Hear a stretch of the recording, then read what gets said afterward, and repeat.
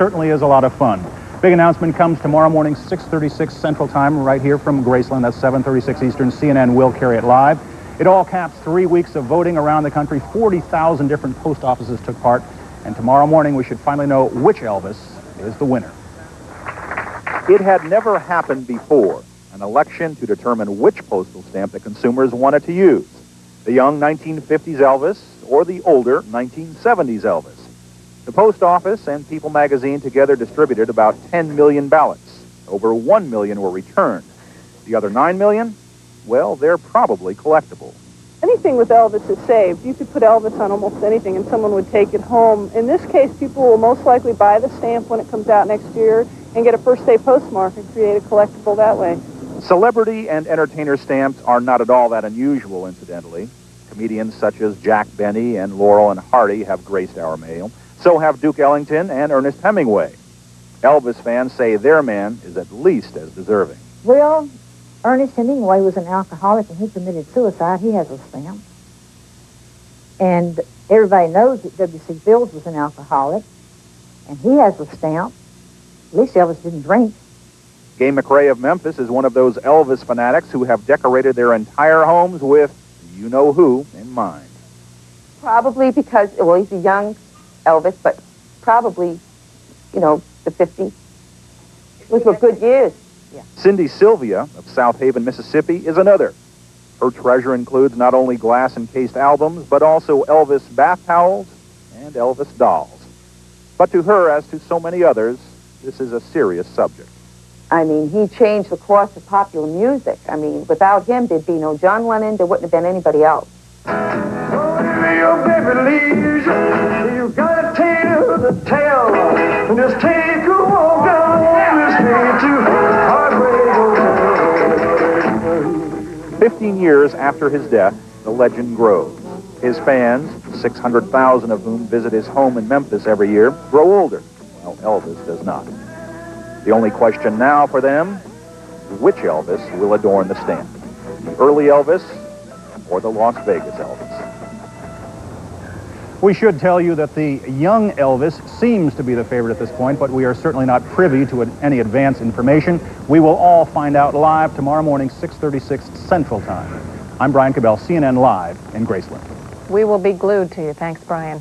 For years, an old mariner helped guide ships to safety until disaster struck, but help is on the way in an unusual effort combining high technology and old-fashioned elbow grease.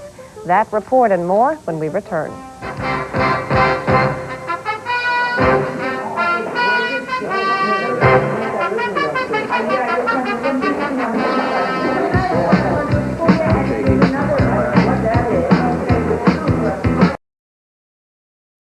Are you okay? This is CNN.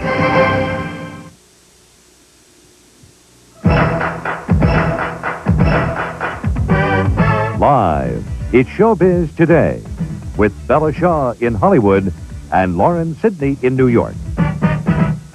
Broadway leaps out of the recession as it experiences the most profitable season in its history.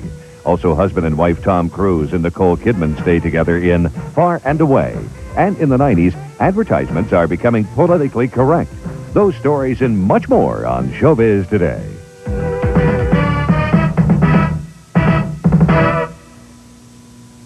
Hello, everyone, and welcome to Showbiz Today. As you might have heard, Thursday morning, the post office will reveal the results of the Elvis stamp vote. The ceremony will take place at Graceland, and as with many events connected to the late singer, this has become something of a media circus.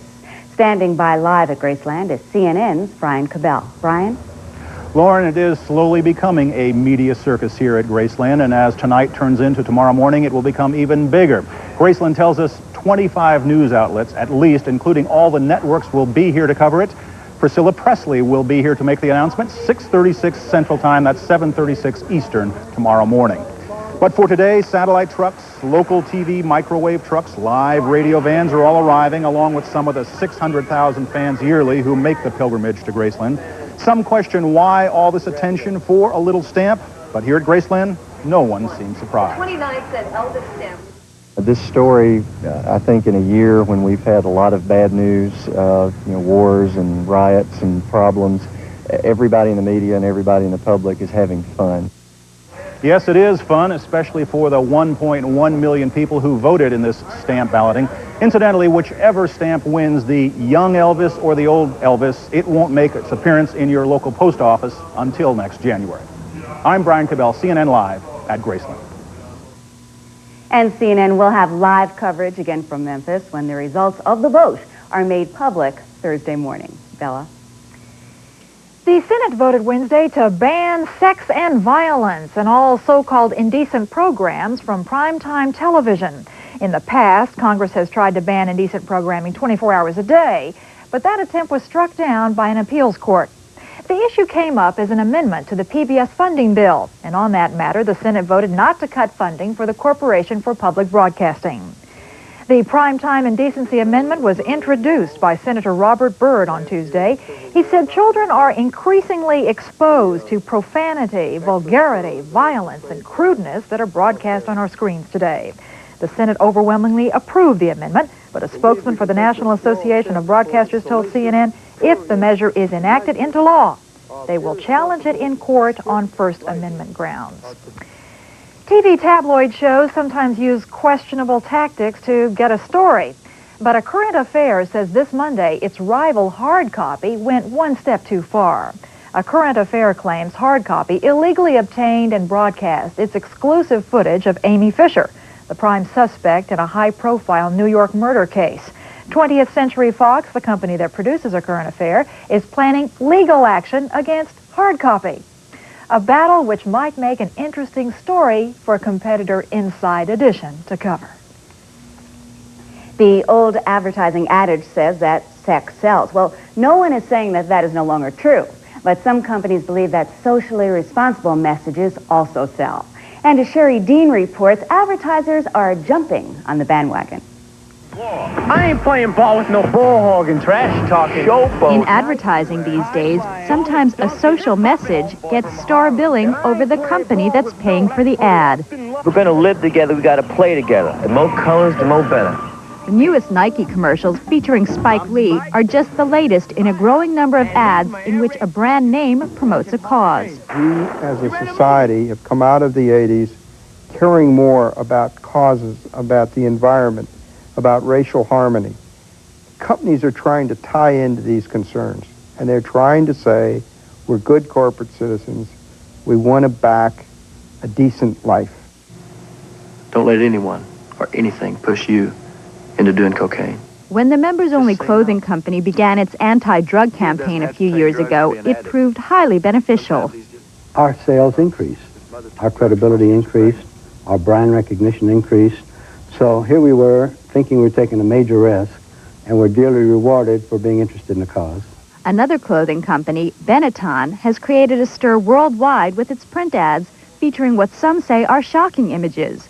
Benetton says it hopes the ads will educate or raise consciousness about world problems, including war, racial tensions, and AIDS. We think too much money is spent showing pretty girls wearing pretty clothes and idealized versions of the world. To further prove that Benetton is interested in doing some good for society, it has paid for a booklet on safe sex, which is being inserted into the July issue of the young adult music magazine, Spin. It's something that we believe strongly in. It's something that no one else has done before. And still another clothing company, Esprit, has an ad campaign that evolved after the company asked the question, what would you do if you could change the world? The real people who sent in the answers are featured in the ads. What it really has done is it's brought about the awareness of our company, Esprit. Why are so many clothing companies featuring messages rather than clothing? Fashion companies, I think, by their very nature, are expected to break new ground. The editorial director of Adweek magazine says some companies use the socially conscious ads to break through the clutter of product-oriented ads. For the advertiser, what are the risks or drawbacks of this type of campaign? When you go and do a socially conscious ad, and you express values different from your target audience, then you're going to turn them off, and you may cause them not want to buy your products. But the companies who use message ads say the benefits outweigh the risks. Sherry Dean, CNN Entertainment News, New York. Still to come on Showbiz today, the neon lights are shining very brightly on Broadway.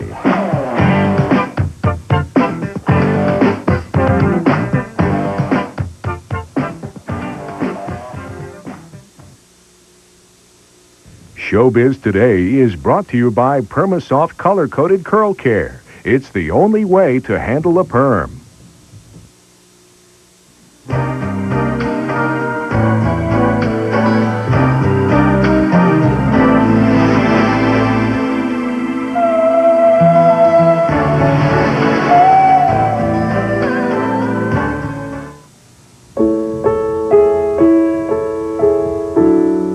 All of these children have one thing in common.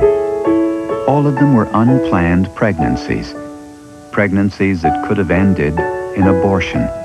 But their parents toughed it out, listened to their hearts, and discovered along the way that sometimes the best things in life aren't planned. Life, what a beautiful choice. Of all denture adhesives, only one holds the strongest, and it's just taken a turn for the better. Fix-It-Int's new Easy Twist Cap. It's bigger, it's a snap to open, and it's one more reason to Fix-It-Int and forget it.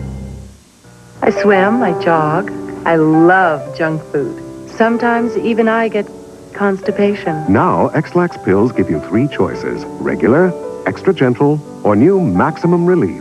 X-Lax for regular people who sometimes aren't. I smoke, but on this flight, cigarettes are grounded.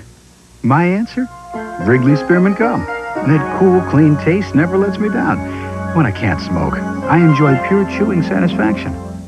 Sunday, nobody does it better than James Bond. Except maybe Russia's top agent, Roger Moore, the spy who loved me. 10:35 Eastern, Sunday morning on TBS. Last year at this time, the Broadway community was in poor spirits because the war in the Persian Gulf and the recession had cut deeply into the Broadway box office. This year, though, happy days are here again on the Great White Way as box office receipts break new ground. Cynthia Tornquist reports. Broadway ticket sales increased in the 1991-92 theater season, totaling $292 million. It is a $23 million increase above last season and makes for the biggest return at the box office in theater history. Business was up, attendance was up, the number of new shows was up, great number of new stars. It was real excitement on Broadway. I think it's been great for the city. It's been great for the country, really, because these shows will go out throughout America. More shows were produced this season than in any of the past 5 years. 37 new productions opened as compared to 28 last season. 13 of the 23 plays that opened were new, and of the 11 musicals on Broadway, only 3 were revivals. Most were American musicals. Oh, that is nice work, if you can get it. Attendance increased slightly over last year. Interestingly enough, attendance climbed 28% this past spring, with the influx of 21 new shows opening just prior to the Tony Awards. Many featured Hollywood heavyweights, such as Alan Alda, Jane Alexander, Alec Baldwin, Glenn Close, Gene Hackman, Richard Dreyfuss, and Jessica Lange. How helpful were the stars to bringing in theatergoers? It was very helpful, but it was only one of the aspects that made the season so successful, because most of the new musicals did not have Hollywood stars in them. Many of them, what they did have is great choreography, all excellent and all very varied. Stars attract attention, so it's very important that people come and see that the theater's alive and thriving, and it's a place to be entertained. What does it mean, say, 6 months from now when a lot of those celebrities leave those shows? Will that devastate Broadway? Well, thank goodness we live in America. There's lots of celebrities to replace the celebrities. The annual Tony Awards traditionally boost sales at the box office, and that was the case again this year. For example, Crazy for You, which was named Best Musical, pulled in more than $400,000 at the box office the day after the award was handed out. So Broadway appears to be heading into the summer on a positive note, and many producers are looking forward to the additional business that is expected when the Democratic National Convention comes to New York in July. Cynthia Tornquist, CNN Entertainment News, New York. When Magic Johnson announced he was HIV positive, the news shook Los Angeles like an earthquake, hitting particularly hard at Stage 29 at Paramount Studios, home of Arsenio Hall. Now the former NBA star is lending an assist as part of a new team. Together with Hall, Magic hopes to drive home the truth in an educational video about AIDS. Our senior entertainment correspondent Jim Moret went courtside for the story. Count it, John. 5, 4, 3, 2. Do you know that what most people don't know about AIDS could fill a video? And it does. This one, Time Out, the truth about HIV, AIDS, and you. It's a serious message delivered in an unconventional way, via home video. The whole thing is just saving lives. And that's what Arsenio and I are all about. We're all about saving lives.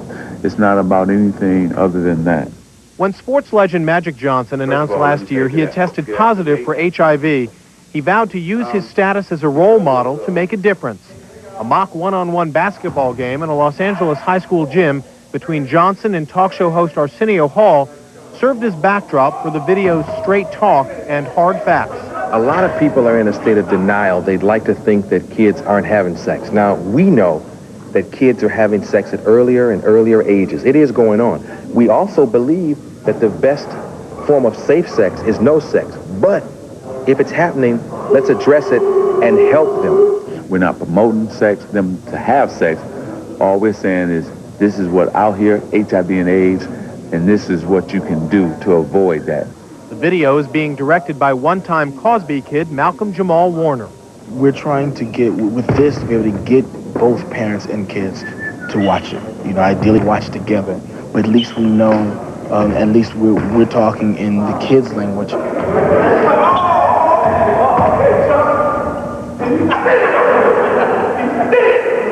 We want young people to realize that even with HIV or AIDS, you have to have a positive attitude. And, you know, if you're down and depressed and everything, you can't win. And you can only win with a positive attitude. That's why we're being positive in this video. The Paramount home video will be in stores by early September. Yes. Several major retailers have even agreed to loan it to customers for free. Yes. Jim Moret, CNN Entertainment News, Hollywood. British actor Robert Morley died Wednesday after suffering a stroke this past weekend. Morley was one of the best-known actors in Great Britain, usually playing upper-class roles. He worked on both stage and screen and wrote and produced for both mediums.